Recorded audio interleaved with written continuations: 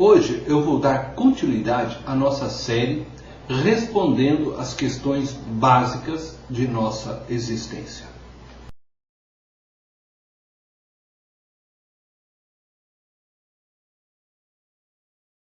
A quarta pergunta que levantamos para essa reflexão é: quem devo ser?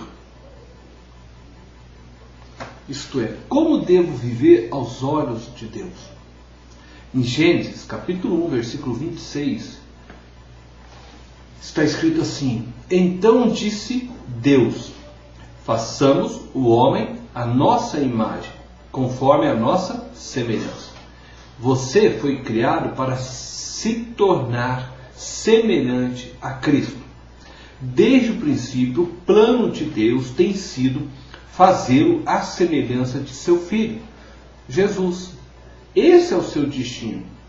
E o terceiro propósito para a sua vida. Em Efésios, capítulo 4, do verso 11 ao verso 13, diz assim: E Ele mesmo concedeu uns para apóstolos, outros para profetas, outros para evangelistas e outros para pastores e mestres, com vistas ao aperfeiçoamento dos santos, para o desempenho do seu serviço, para a edificação do corpo de Cristo, até que todos cheguemos à unidade da fé e do pleno conhecimento do Filho de Deus, à perfeita varonilidade, à medida da estatura da plenitude de Cristo. O supremo objetivo de Deus para a sua vida na terra não é o conforto, mas o desenvolvimento de seu caráter. Ele quer que você cresça espiritualmente e se torne semelhante a Cristo. O objetivo do Pai Celestial é que você amadureça e desenvolva as características de Jesus Cristo. Para que eu me torne mais parecido com Jesus, preciso me despojar do velho homem e me revestir do novo homem, segundo está escrito em Efésios, no capítulo 4, do verso 22 ao 24, no sentido de que, quanto ao trato passado, os despojeis do velho homem, que se corrompe segundo as concupiscências do engano, e vos renoveis no espírito do vosso entendimento, e vos revistais do novo homem, criado segundo Deus em justiça e retidão, precedentes da verdade. Tornar-se semelhante a Cristo não significa perder a personalidade. O cristianismo ocupa-se da transformação do caráter, não da personalidade. É tarefa do Espírito Santo produzir um caráter semelhante ao de Cristo em você. Em 2 Coríntios, capítulo 3, verso 18, diz assim: E todos nós, com o rosto desvendado, contemplando, como por espelho, a glória do Senhor, somos transformados de glória em glória, na sua própria imagem, como pelo Senhor, o Espírito. Conforme o Espírito do Senhor opera em nós, tornamo-nos mais e mais com Ele, e refletimos sua glória cada vez mais. O Espírito Santo, ou o Espírito de Cristo, ou ainda o Espírito de Deus, ele passa a habitar em nós quando reconhecemos Jesus Cristo como o Senhor de nossas vidas e entregamos a Ele nossas vidas. Uma vez que o Espírito de Deus habita em nós, a vida de Cristo passa a operar em nós. Como que isso acontece na vida real? Pelas escolhas que fazemos.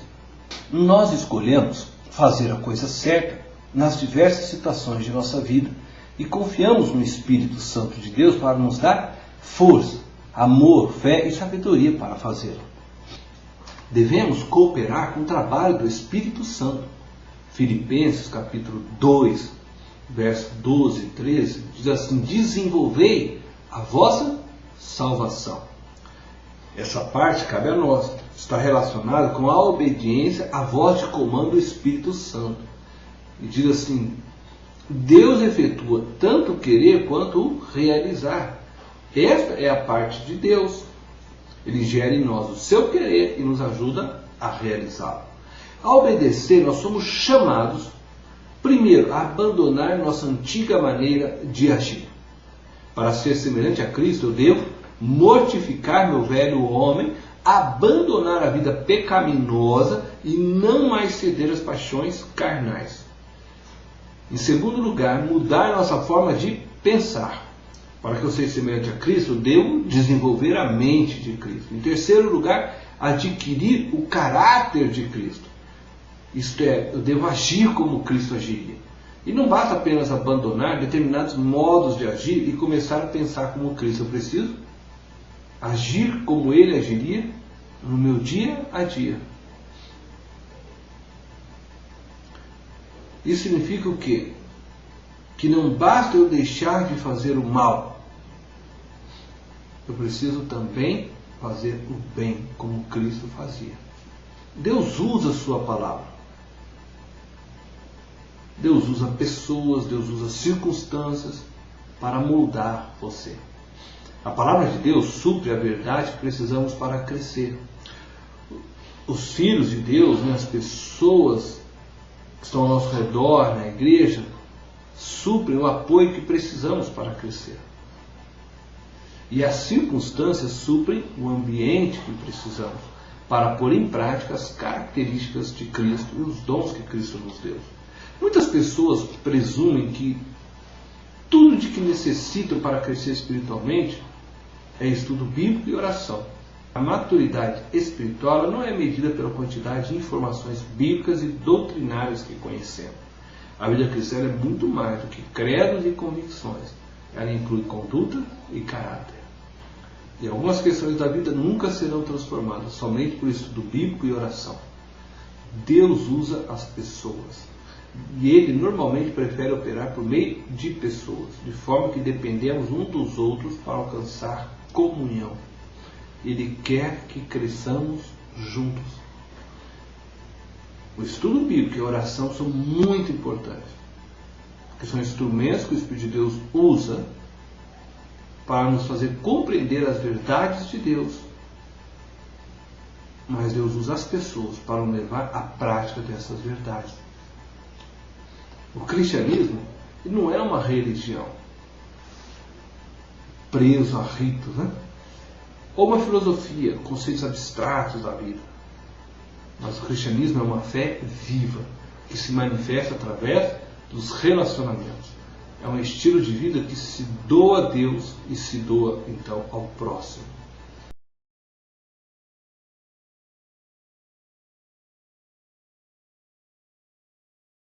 Crescimento espiritual não é algo automático.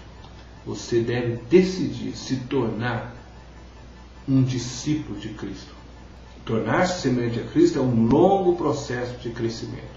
A maturidade espiritual não é instantânea nem automática, ela é um desenvolvimento que durará o resto de sua vida.